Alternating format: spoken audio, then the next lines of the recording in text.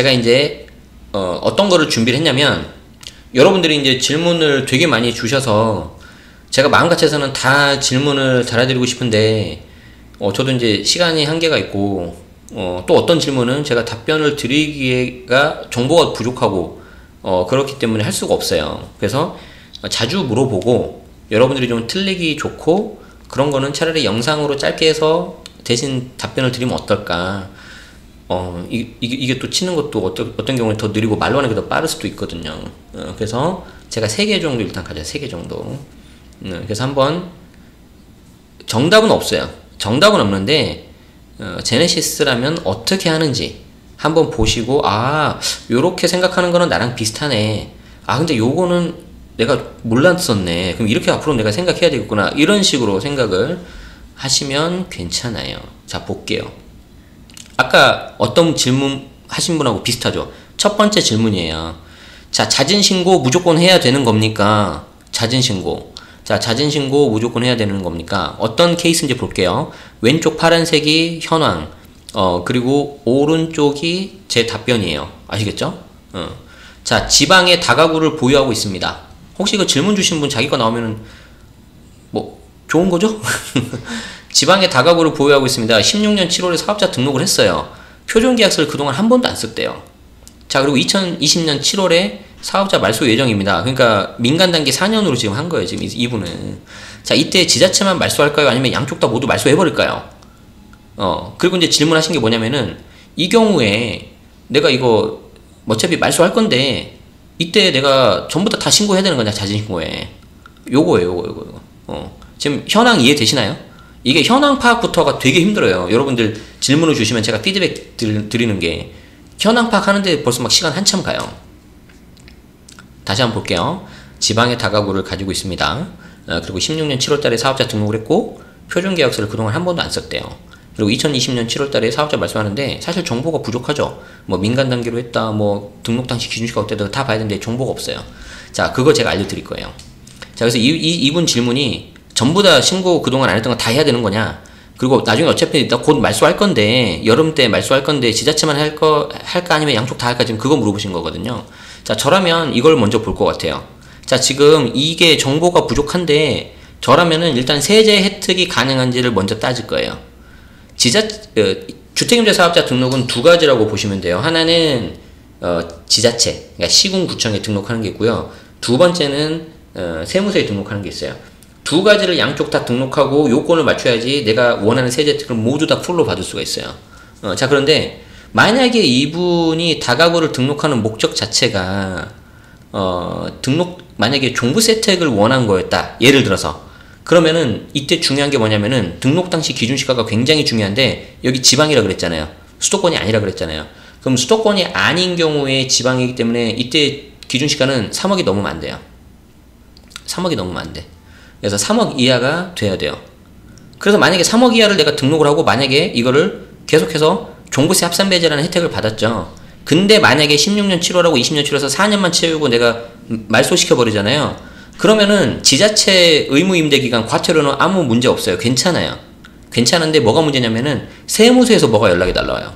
자, 선생님 그동안 종부세 합산배제 혜택을 받으셨는데요. 4년 동안 받았던 혜택이 예를 들어서 뭐 한 500만원 됩니다. 그거 세금 내셔야 되겠네요. 이렇게 날라와 버려요. 그럼 이제 황당하죠, 여러분들이. 아니, 왜 내가 그렇게 해야 돼? 그거는 왜 그러냐면은, 지금 여기에 지자체에만 등록을 했다고 한다면, 이 지자체에서는 종부세 관할이 아니에요.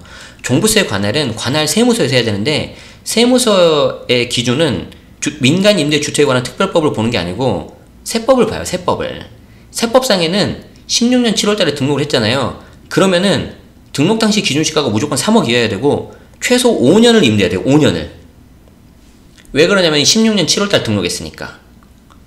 근데 만약에 16년 7월이 아니라 18년 4월 넘어서 등록하면은 그땐 8년을 해야 돼. 8년을. 이해돼요? 민간 단기 4년, 중공공 8년 그거 다 필요 없어요. 거긴 지자체 관할이라니까. 지자체는 그냥 지자체에서 알아서 하는 거고 나는 세무서니까 난 모르겠다 이거예요. 자, 그러면 이분 만약에 종부세 혜택을 받았는데 5년을 안 채우고 4년 만에 팔아버리면 종부세 다 토해내야 돼. 지금까지 나온 거. 그래서 종부세 때까지 받으려면은 16년 7월이 아니고 21년 7월 이후에 말소를 해야 된다. 이해되시나요? 여기서 이제 많이 당하죠. 그래서 제가 말했잖아요. 등록한 160만 호 중에서 제대로 세제 혜택을 보는 게 몇 채나 될지 난 진짜 걱정이다. 정말 걱정이다. 이런 분들 안 계시겠어요? 왕왕 나오실걸요? 그럼 이제 따지겠죠. 아니 왜 니들이 민간단기 4년이라 했는데 왜 내가 4년 넘고 했으니까 혜택을 왜 안 줘? 따지겠죠. 지자체에다가. 그럼 지자체 뭐라 그래요? 아 선생님 저희는 종부세 혜택은 잘 모르겠고요. 옆에 세무서 가셔야 돼요. 그럼 세무서 가면은 이상한 법을 막 갖고 오면서 선생님 그거는 세법상 장기임대주택이라는 거가 있는데 그걸 하셔야 됩니다. 아니야 나는 민간단기 4년이야. 아니 그게 아니고요. 장기임대주택은 세법에서 나오는 건데요. 18년 4월 전에는 4년, 5년이고요. 18년 4월 이후에는 8년이에요. 아니 8년은 준공공 아니야. 아이 준공공은 장기 일반 민간 임대주택이고요. 요거는 세법에서 말하는 장기 임대주택이라니까요. 아니 똑같은 장기 들어간 거 아니야. 틀려. 장기 임대주택 6자죠. 이거는 세법에서 하는 거고요. 장기 일반 민간 임대주택 10자잖아요. 이건 지자체에서 하는 거예요. 여러분이 알고 있는 준공공. 이거 환장하는 거예요, 이거. 자, 그래서 이제 이분이 질문하신 게 이거죠. 그럼 나 자진신고 다 해야 되니? 자진신고 해야 되는 거는 표준계약서 미작성이나 임대조건 미신고 얘에 대해서만 내가 과태료를 감면해주고 만약에 중간에 5%가 넘어버렸다. 그러면은 그건 빼도 박도 못해요. 그렇기 때문에 요거는 좀 선택사항이신 것 같고 이 상황을 내가 잘 모르겠어요. 그러니까 이제 질문을 어떻게 해야 되는지 아시겠어요? 그냥 이렇게만 해주시면은 제가 드릴 수 있는 피드백이 요 정도밖에 없다고요. 그러니까 이제 사실 근데 질문이고 딴 사람들 다 보는데 내 개인적인 걸 다 오픈하시기 힘드시죠. 근데 어쩔 수 없어요. 뭐 제가 이걸 가지고 뭐 상담을 해드리고 그런 게 아니니까. 그래서 간단한 거 할 수밖에 할 수 없고, 좀 요렇게라도 해서 제가 좀 피드백 드리고, 다른 분들 좀 보시라고. 지금 보니까 막, 뭐, 어려비, 소름, 유유, 오매, 대박 막 나오잖아요. 여기저기 함정. 근데 이거 제가 정말 안타까운 게 뭐냐면, 제가 수십 번 적었어요. 블로그에다가 수십 번 적었어요. 수십 번. 근데 안 봐, 다. 그리고 봐도 내가 마음에 드는 것만 봐. 그렇기 때문에 제가 오죽하면 이게 말로 하겠습니까? 그죠? 자, 이게 첫 번째 사례입니다. 그래서 자진신고 무조건 해야 되나요?에 대한 질문은 제가 이렇게 피드백 드리고요. 요거보다 더 중요한 거는 요거다. 만약에 종부세 혜택을 받았다면 하마터면 날아갈 수 있다. 이거 진짜 조심해야 된다. 아시겠죠? 국세와 지방세가 달라서 그래요. 어쩔 수 없어요. 수능보다 어려워요. 먹고 살기가 힘듭니다. 여러분. 세상이 녹록지 않습니다. 자, 두 번째 볼게요. 두 번째. 이분은 1주택, 1상가인데 이 주택 양도세 절세가 어떻게 될까요? 방법이 있을까요? 라고 물어보신 분이에요. 그래서 일단 현황 파악을 좀 해봅시다. 과천에 35년 보유한 아파트가 있다. 이걸 본 순간 딱 세 글자가 떠오르더라고요. 아 부럽다. 자, 그리고 두 번째. 요거 이제 재건축 들어간 거예요. 두 번째. 비조정의 상가주택이 있습니다. 또 세 글자가 떠오르더라고요. 부럽다. 자, 과천에 35년 보유한 주택이 있고 비조정의 상가주택이 하나 있습니다. 그리고 이거는 되게 아주 잘해주셨어요. 상가 면적이 주택 면적보다 큽니다. 아주 칭찬해요. 왜 그러냐면은 이 상가주택 겸용주택이라고 하는데 얘가 이제 상가 면적이 주택보다 크거나 같아버리면은 상가는 상가, 주택은 주택이에요. 아시겠죠? 그런데 만약에 주택 면적이 더 크다 그러면은 전체가 주택이에요. 그럼 전체가 주택이니까 뭐가 떠올라야 돼? 혹시 비과세? 이렇게 돼야 되는 거지. 자, 근데 이제 그게 또 22년부터 바뀌어요. 공시가격이 9억이 넘어버리면은 그냥 면적 상관없이 상가는 상가, 주택은 주택이에요.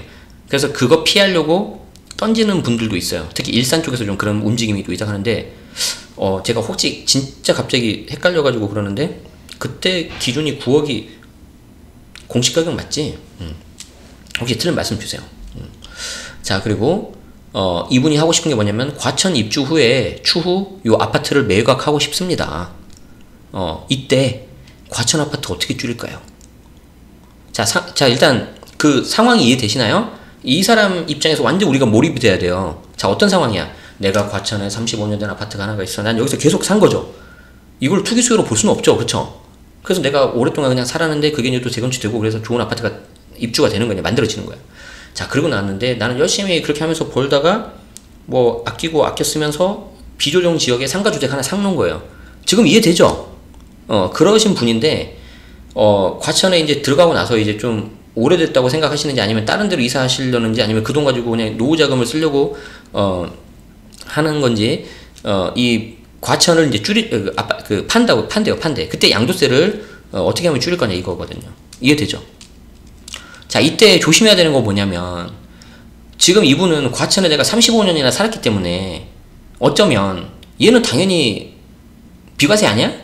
이렇게 생각할 수 있어요. 이렇게 생각할 수 있는데, 이때 조심해야 되는 거 뭐예요? 상가 주택이는데 얘가 상가 면적, 주택 면적 나눠지잖아요. 이때 상가 면적이 크면 어떻게 된다고요? 상가는 상가, 주택은 주택 돼버려요. 자, 그래서 상가 주택의 경우에 주택은 주택수 포함이다. 어차피 상가 면적이 더 크다. 이 경우 상가는 상가, 주택은 주택. 자, 그럼 이 사람 몇 주택이에요, 주택수가?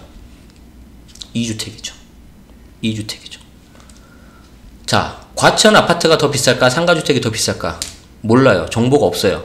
그런데 유추할 수 있죠. 왜? 얘가 비조정이잖아요. 그래서 아마 과천 아파트가 더 비쌀 거라고 추정을 할 수 있습니다. 아시겠죠?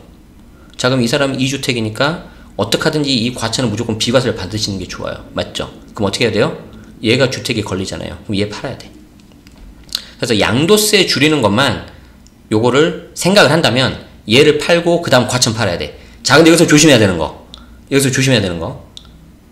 이걸 만약에 올해 한꺼번에 다 하면 상관이 없는데, 뭐 올해도 얼마 안 남았잖아요. 곧 있으면 제아의 종소리 들릴걸요. 시간 너무 빨라.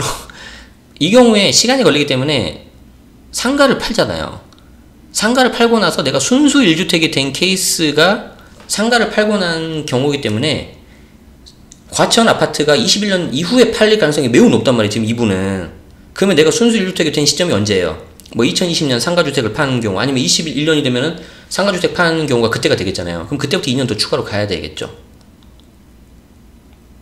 2년 더 추가로 해야 되는 건 제가 좀 보수적으로 말씀드린 거예요. 틀릴 수도 있어요. 그래서 이거 진짜 조심해야 돼. 이것 때문에 비과세 날라갈 수 있어요. 이러면은요, 이 사람 완전 진짜, 이분은, 진짜 피눈물 나요, 피눈물 나. 이해돼요? 근데 보통 요 정도 갖고 계신 분들은, 세금에 대해서 별로 공부 안 하신단 말이에요. 그래서 그냥 나는 과천에서 계속 토박이고 35년이나 살았으니까 무조건 비과세야 하다가 진짜 큰일 날 수 있어요. 그리고 또 하나, 이 상가주택 이 물건에 대한 가치를 봐야 돼. 얘가 월세 잘 나오고 똘똘한 놈이야. 자, 그럼 어떻게 해야 돼요? 지금 벌써 과천 35년이나 보유했죠. 그럼 자식이 성년이 될 가능성이 높아. 그리고 그 성년이 된 자식이 직장에 있을 가능성이 높아요. 그럼 차라리 자식한테 넘기는 것도 방법이에요. 여기 나오네. 요거 나오네. 김동민님 고맙습니다. 그래서 이분은 이제 좀 더 구체적으로 말씀하셨죠. 자식이 성인이고 일정 소득이 있다면은 상가 주택에서 주택만 넘겨버려라. 그럼 내가 상가는 내가 가지고 있고 주택은 가져가고, 당연히 세대 분리해야 돼요. 그리고 세대 분리가 되는 게 무조건 어떻게 되냐면 세대 분리가 된 애한테 넘겨야 돼. 아시겠죠? 그게 아니고 예를 들어서 무슨 고등학생 뭐 수입도 없고 그런 친구라면은 그 경우는 세대 분리 안 돼요. 이해되시죠? 자, 증여세 그 정도는 내야죠. 증여세는 내야죠. 자, 그런데 지금 제가 이 질문에 대해서 이거 피드백 드린 게 벌써 한 10분 넘지 않아요? 제가 이걸 어떻게 댓글로 다 해요? 못해요. 왜냐면 댓글을 읽으면 이게 머릿속에 다 나오니까, 이거 어떻게 내가 쳐야 돼 이거를. 그래서 제가 그냥 말로 하는 거예요. 좀 이해해주세요. 그거는. 아시겠죠? 제가 웬만하면 댓글을 다 달아드리고 싶은데 그게 잘 안 되네요. 어쩔 수가 없어요. 그렇지만 뭐 일단 제가 할 수 있는 데까지는 좀 해보려고 하고 있어요. 네, 고맙습니다. 자, 질문 2번 끝! 자, 3번 갑시다. 3번. 자, 3번 합시다. 이것도 많이 물어보죠. 저 주택임대소득 작년에 나온 거 미신고하면 어떻게 되나요? 자, 아마 여러분 좀 비슷한 케이스가 있을 것 같아서 말씀드릴 건데, 자, 보세요. 1가구 2주택이다. 월세 40만원인데요. 이 경우 임대소득 신고 안 하면 어떻게 되나요? 월세 30 낮춰서 신고하면 건보료 피하나요? 이렇게 되는 거죠. 자, 이 질문의 답을 어떻게 할까? 물 한 모금 마시고.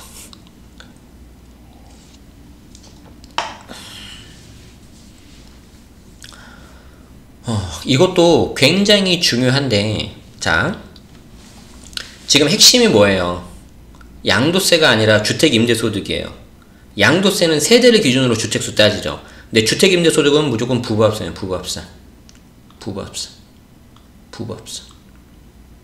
이게 왜 중요한지 알아요? 자, 1가구 2주택이라고 했죠. 근데 엄마 아빠가 하나씩 해서 2주택이 아니라 엄마 하나, 자식 하나. 그렇게 2주택이야. 그럼 부부합산은 몇 주택이에요? 1주택. 1주택이면은 비과세잖아요. 고가주택 아니면. 자식도 1주택이잖아요. 고가주택 비과세 아니면, 월세 아니면 빠져요. 이렇게 보면 엄밀히 말해서 정보 부족이에요. 이해되세요? 그래서 제가 적어놨잖아. 부부합산 주택수가 중요하다. 가구가 아니라 부부합산으로 봐야 된다. 부부합산 2주택이라면 월세는 과세 대상이에요. 근데 만약에 자녀 등 소유자라면 모두 피할 수 있어요. 이거 되게 중요한 테크닉이에요. 주택임대소득에서. 그래서 학원 가 있는 그 친구 있죠. 여러분들 지금 이 시간에 학원 가 있는 그 친구, 우리 미래의 꿈나무들, 이 친구한테 어떻게든 명의를 잘 넘겨야 돼. 굉장히 좋은 방법이 될 수가 있어요. 자, 근데 정보 부족이네. 그러니까 이분 그냥 상식적에서 피드백 드릴 수밖에 없는 거죠. 그러니까 제가 이 댓글을 보는 순간 그 여러 가지 경우가 저는 다 생각나니까 댓글을 달 수가 없는 거, 이게. 칠 수가 없어, 이거. 게다가 스마트폰으로 일을 하려면 어떻게 이걸 내가 이거를. 부부 한 채씩이면 합산이니까 이 두 채잖아요. 그러니까 월세 과세죠. 그래서 제가 단순하게 갈 거예요. 부부 합산 2주택이라고 할 거예요. 그럼 몇 채예요? 2개잖아요. 그럼 월세 과세잖아요. 그럼 월세 과세니까 얼마예요? 480만원이고 지금 등록했는지 등록 안 했는지도 안 나왔잖아요. 정보 부족이에요. 정보 보니까 계산할 수가 없어요. 그렇지만 보수적으로 계산해요. 미등록이라고. 그럼 50% 까요. 필요경비에서. 그럼 240 남죠. 근데 또 이 사람이 명의자가 다른 종합소득 금융이 2천이 넘나 아니냐, 그게 없어. 에이, 그냥 2천 안 오른다고 쳐. 그럼 기본금리 200 빼는 거야. 2천 넘으면 이거 못 빼요. 그러면은 과표가 40 나와서 얘 15.4 곱하면 61,600원 나와요. 됐죠? 그럼 이거 세금 내야지. 세금 내야죠. 이 경우에는 건보료 이슈는 없을 것 같아요. 워낙 금액이 작아서. 그리고 월세 40만원이면은 우리 방송에서도 한번 어려운 거 계산서를 해봤잖아요. 해본 것처럼 분리과세 또는 종합과세 돼요. 그러면은 종합과세 방식으로 하면은 요 경우에 피부양자 자격이 있어가지고, 피부양자 있어가지고 인적소득 공제 가능하면 아마 빵 나올 수 있어요. 이거 이 정도면 우리 막 해봤잖아요. 되게 어려운 거 기억 안 나시면 어쩔 수 없고, 제가 지금 거기까지 보여줄 수는 없으니까. 그래서 이 경우에는 되게 부담 없어요. 근데 이분이 질문하신 것 중에 잘못한 게 하나가 뭐예요? 내가 40을 받았는데 30으로 낮춰 신고하면 건보료가 문제가 아니라 엄밀히 말해서 이거는 불법이죠. 물론 월세 10만원에 대해서 1년에 120만원이기 때문에 그 차이가, 세금으로 인한 차이가 크지 않겠지만, 엄밀히 말해서 불법이죠. 엄밀히 말하면. 아시겠죠? 그러니까 이 경우에는 세금 이슈는 크게 없어요. 그리고 세금 자체가 낮으면은 건보료도 안 나올 건데, 만약에 이걸 내가 등록을 했다 그러면 이때는 바로 나와요. 피부양자 자격이. 근데 여기 등록했는지 안 나왔잖아요. 그럼 제가 이분하고 무슨 뭐 20곡에 넘기 그런 거 못 하잖아요. 뭐 요거에 대해서 부부 합산인가요? 자녀인가요? 그걸 확인해야 되죠. 등록했나요? 안 했나요? 또 확인해야 되죠. 그러니까 질문을 주실 때 여러분들이 너무 생략을 해버리면 제가 드릴 수가 없다는 거예요. 이해되죠? 네. 자, 그래서 제가 댓글 관련해서 드리고 싶은 말씀은 일단은 먼저 있었던 질문을 좀 많이 봐주시면 감사하겠고요. 근데 어려워요. 제가 봐도 유튜브가 그게 좀 불편하게 돼 있어요. 그리고 구체적으로 물어봐 주시는 게 좋고요. 저는 일단 댓글이 너무 많이 오기 때문에 한정된 시간에서 피드백을 드릴 수밖에 없어서 구독자 여부를 제가 먼저 봅니다. 어쩔 수 없습니다. 그래서 그거는 좀 양해해 주시길 바라는 마음에서 좀 이렇게 이렇게 좀 했어요. 준비를 했어요. 아시겠죠? 예. 자, 이거 두 번째 시간 어떠셨어요? 자주 묻는 질문. 이렇게 제가 댓글 몇 개 추려가지고 피드백 드리는 거 좀 괜찮아요? 뭐 아니야, 별로 마음에 안 드는데 그냥 기사 분석이나 해. 그럼 기사 분석하고요. 괜찮았어요? 반응을 보여주세요. 반응을 보여주세요. 완전 좋아요? 좋습니다, 좋습니다. 오케이. 좋아요. 단, 제가 드리고 싶은 말씀은, 어디까지나 제가 지금 하는 건 참고예요, 참고. 어디까지나 참고고, 마지막에는 꼭 반드시, 전문가, 세무사하고 상담을 하고 이렇게 하셔야 됩니다. 아시겠죠? 아시겠죠? 그래서 그거는 꼭 지켜주시면 감사하겠습니다. 이렇게 반드시 혼자 판단하지 마시고, 아시겠죠? 자, 그래서 두 번째 시간, 자주 묻는 질문, 세 가지 케이스에 대한 시간도 여기까지 하도록 하겠습니다. 끝! 자, 이렇게 일단 하면,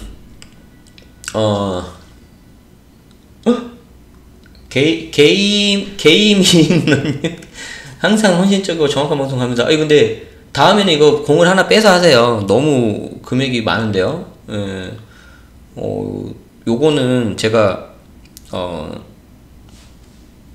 좀 이게 더 좋은 방송을 만드는 거에 있어서 좋은 방향으로 좀 쓰도록 하겠습니다. 사실 뭐 이렇게 사실 인출해가지고 제가 돈을 한 번도 쓴 적은 없어요. 광고비나 그런 걸 받아서. 근데 이왕이면 그 돈은 뭐 제작비로 좀 투입을 한다든지 뭐 기계 같은 거 사든지 뭐 그런 식으로 좀 활용을 할게요. 고맙습니다.